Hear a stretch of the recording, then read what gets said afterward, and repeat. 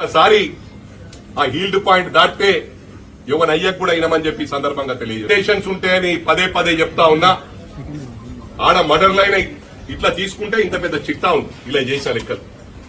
అరే పొద్దున పూట కేటీఆర్ గాంధీ బర్త్డే ఉంటే వాడు బర్త్డే కోరిని అలవకపోతుండే, రాత్రి పోయి రాజులతో దావత్లలో కలుస్తుండే, బర్త్డే ఆళ్లతో సెలబ్రేట్ చేసుకుంటుండే.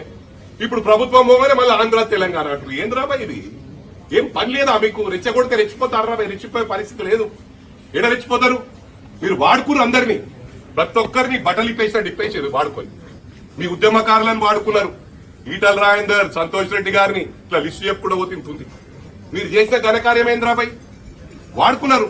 200% చెప్తా. ఇప్పుడు మళ్ళీ అదే నేను కార్యకర్తలకు ఏమైనా ఏం వీక్నవరు అని ఉన్నప్పుడు వీకెళ్ళి 10 ఏళ్ళు ఇప్పుడు వీక్తావు. నమ్ముతారా ఇల్లు?